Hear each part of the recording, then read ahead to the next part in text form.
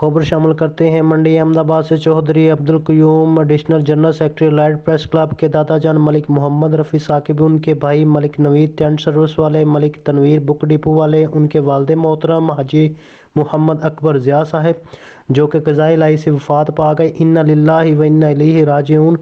उनकी नमाज जनाजा अदा कर दी गई। नमाज जनाजा में सियासी और सहाफ़ी शख्सियात ने शिरकत की। Report Mohammad Asghar Ali Rahmani, bureau chief Punjab. जी।